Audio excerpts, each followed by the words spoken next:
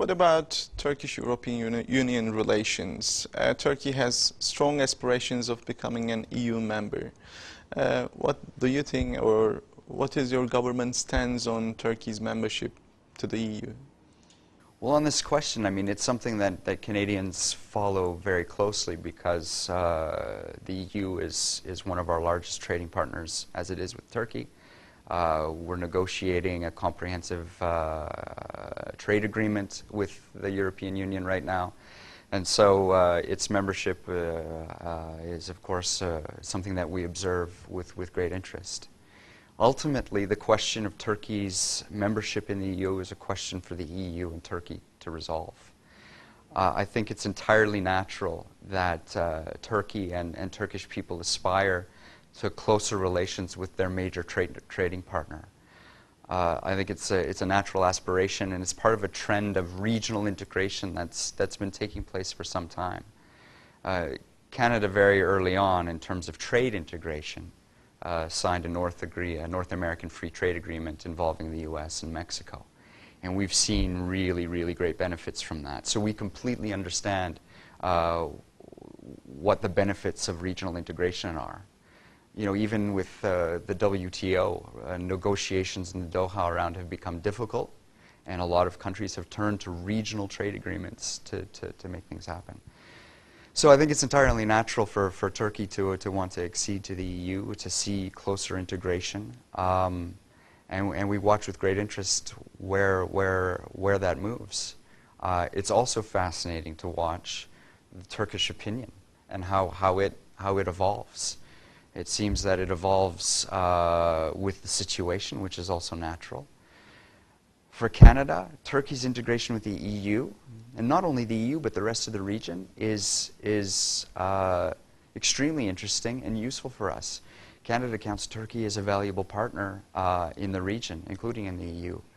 And for us to be able to work with Turkey as a regional partner is really significant. So I think from that perspective, Turkey's ongoing and increasing integration with the region in the directions that it chooses is important and something that we applaud. Turkey also has some interest and good relations with the Middle East, and Turkey's foreign policy towards the Middle East is changing under Justice and Development Party. How Canadians see Turkey's new foreign policy under JDP? Well, I think Turkish foreign policy has become quite ambitious, active, and outward-looking. And I think for most Canadians that's understandable, given Turkey's prominence and the significance of its role in the region.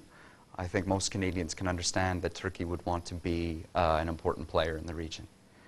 Also for Canadians, given that we share common values, common democratic values, to have Turkey as an active player in the region, and particularly in the Middle East, particularly following this Arab Spring and the movements that are happening there.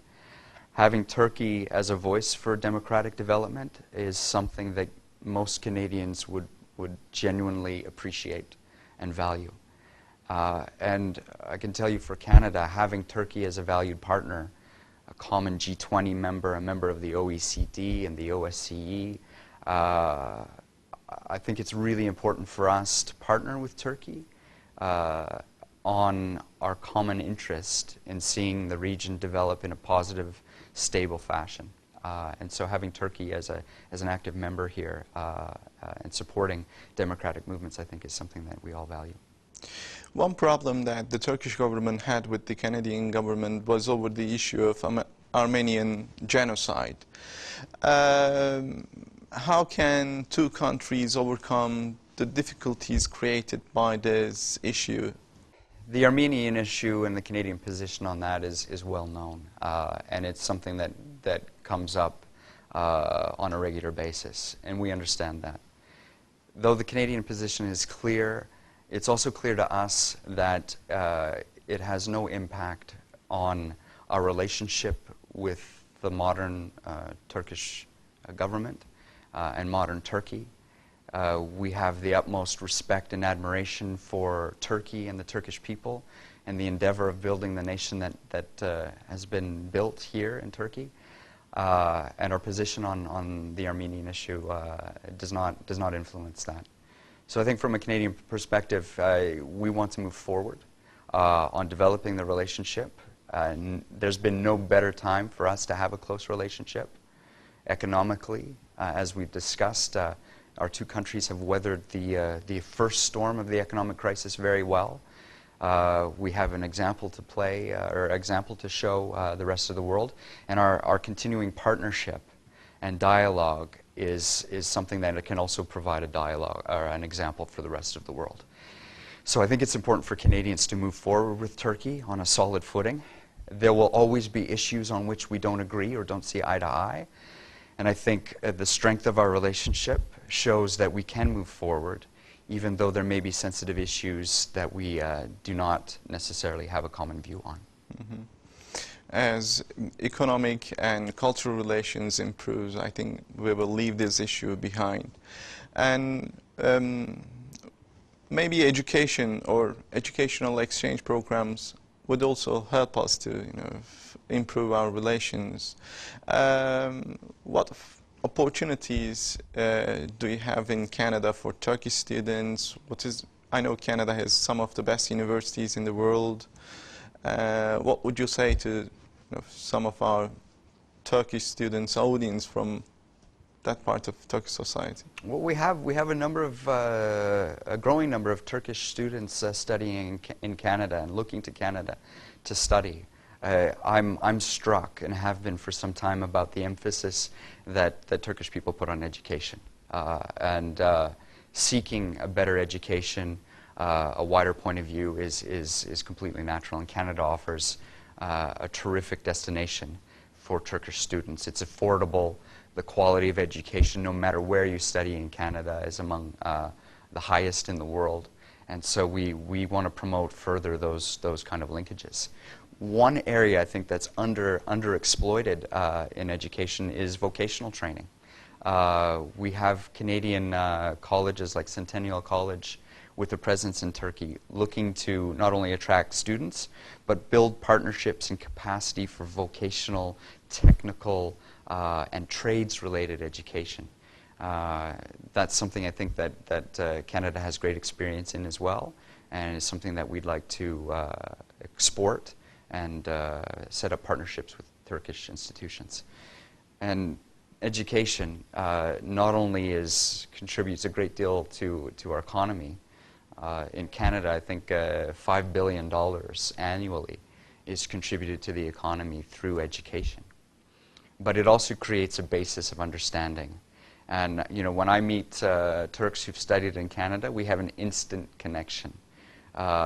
People who've had that opportunity feel an affinity for Canada, want to do more to establish better relations between the two countries, and I think that's something we need to do more of. And going the other way, I want to encourage more Canadians to look at Turkey as a destination for study. This is a country that offers tremendous educational opportunities for Canadians. Canadians have generally been fairly global in their outlook, and to come to Turkey, to see the history, to see the development of the region, to see the Turkish role as a bridge between West and East, I can think of no better place for Canadians to be exposed to another part of the world. And it's also a very comfortable, welcoming place for Canadians. And I hope we'll see more Canadians coming here to study. I hope so too. One last question. What's the cultural presence of Canada in Turkey, or in Istanbul in particular? Well, in Turkey, we have a growing number of Canadians who live or work here. Culturally, we have a real growth in the export of cultural industries to Turkey. For example, last year, the embassy hosted a film festival at the Istanbul Modern Gallery featuring Canadian films. This year at the Toronto International Film Festival, I think 3 Turkish films were either premiered or profiled at the festival. So there's growing connections in that. Also this year in 2011, Canada's world-famous Cirque du Soleil performed in Istanbul for the first time. So I'm seeing a real rapid growth in the cultural connections. You know, one of the privileges of my job is that I get to meet really interesting people. And I had the opportunity just last week to meet a Turkish-Canadian by the name of Mercan Dede, who is a very well-renowned artist, musician, and we share some common background. We both studied in Montreal, and we're both spending now a lot of time in Istanbul. And you can see the influence of his work from Canada and from Turkey. And this blending of cultures, I think, is something that's really fascinating and is a window into where Canadians and Turks on cultural and artistic issues can enhance our cooperation.